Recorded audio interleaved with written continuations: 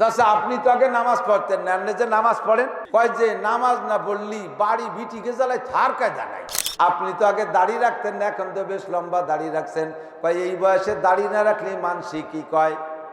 স্টেজে যাওয়ার আগে আবার একটা গায়ে দেয় বোরকা, উপরে রুমাইল একখান কায়দা মতো সাজাইয়া তার উপরে টায়ার একখান পেঁচাইছে।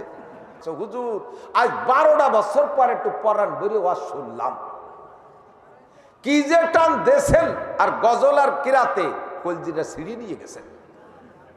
এই প্রশংসা করার সাথে সাথে উনি আবার একটু তাল দেয়, কয় হ্যাঁ তাই তো গলা ভাঙ্গা নালি দেখতি।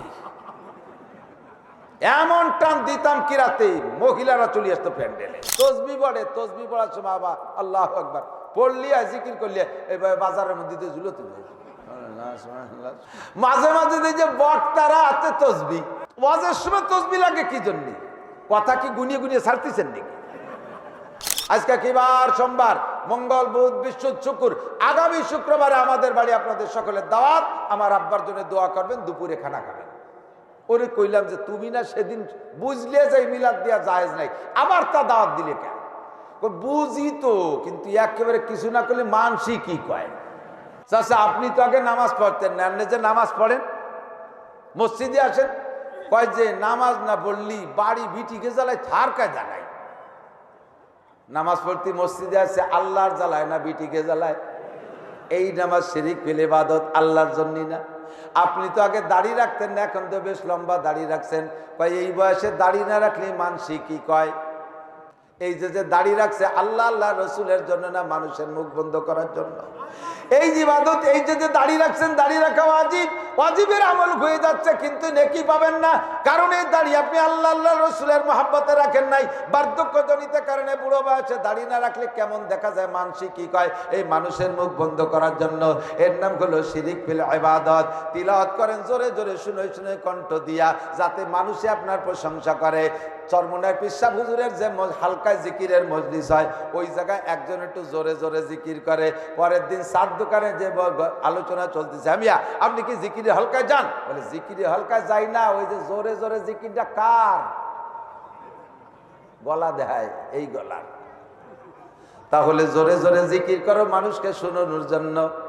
স্টেজে একখান চেয়ার আছে, একখান চেয়ার, আর বক্তার একটা চেয়ার, বছরে 10টা 20টা মাহফিল আমার এমন পেছে, স্টেজে একখান চেয়ার অতিরিক্ত। উলামায়ে কিরাম স্টেজে বসতে জায়গা পাচ্ছে না।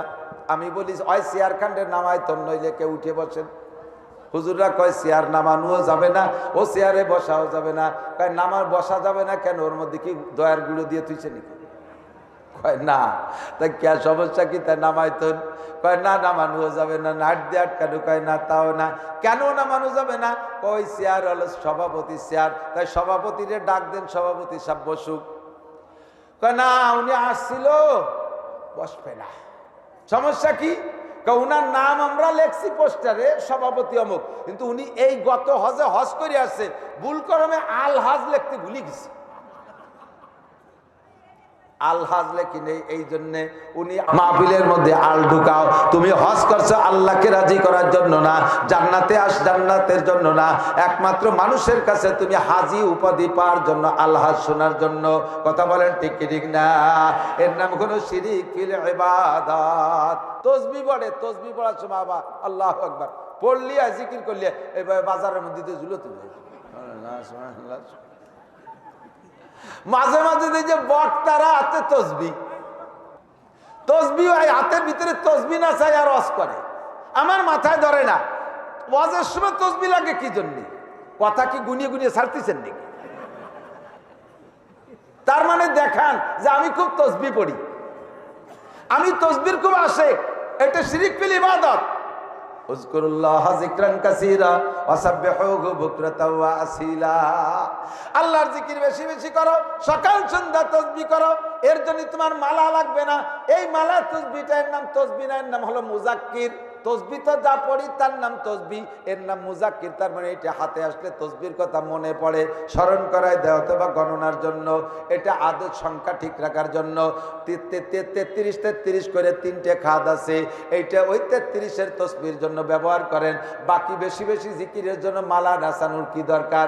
আবার অনেক সময় চার দোকানে বসে চাও খায়, গল্প করে, আবার দেখে গুটি চলতি তালে রয়েছে। জুলাইয়া মানচির মধ্যে গুটি নাড়াতি তালে রয়েছে। জিজ্ঞেস করলে তো কথাও খাও, চাও খাও, আবার গুটি চলে কে? কয় যে কলম জারি হয়ে গেছে। কলম যদি জারি হয় তা মালা লাগে কি জন্যে? এটা জাস্ট রিয়া, এটা রিয়া।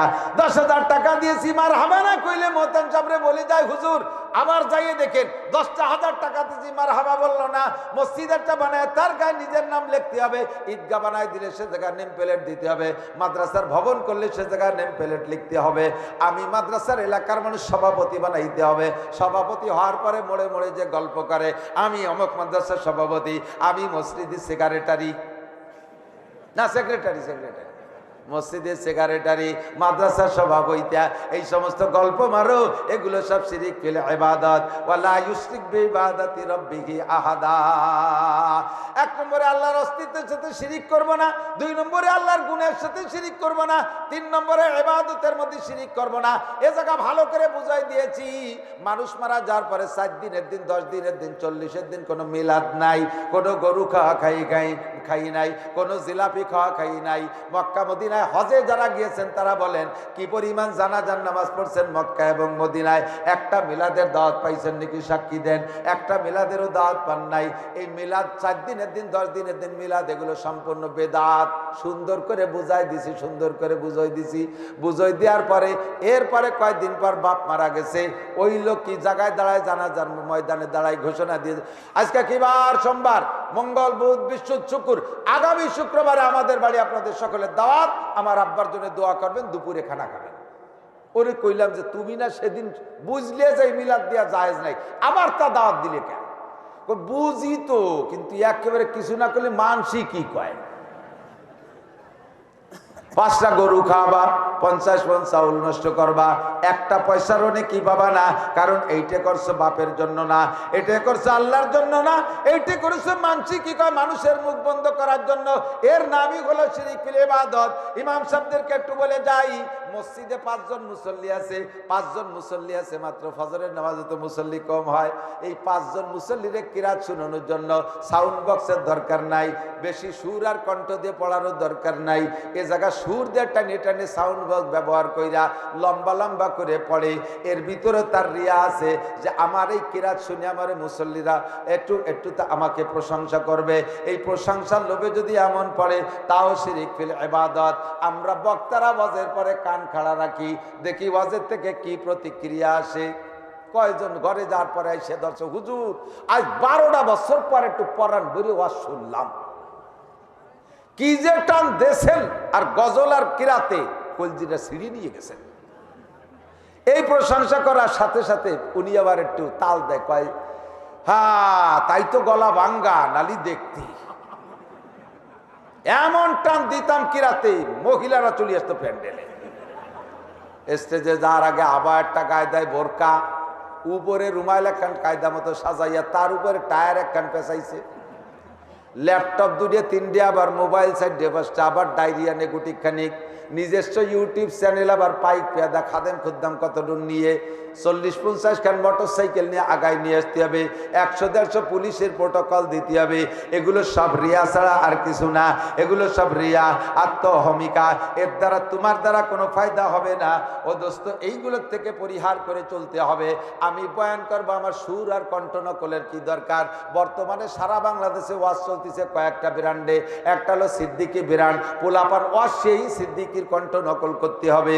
আর এক দল চলতেছে আইয়ুবী ব্র্যান্ড, আর একটা আনসারি ব্র্যান্ড, আর এক দল চলতেছে সরগুনের পিসাবের ব্র্যান্ড। ব্র্যান্ড বাদ দেন, আমার উম্মতকে বুঝাইতে হবে, আসল কথাটা বুঝাই দেব। আমার নিজের যে কণ্ঠ আছে, কণ্ঠ দিয়ে কি দরকার? কথাগুলো শরীয়তের মাসালাগুলো বুঝাই দিয়া আর একজনের কণ্ঠ নকল করা, সম্পূর্ণ উলামায়ে কেরামের কাছে শুনে দেখেন, কণ্ঠ নকল করা এটা হারাম।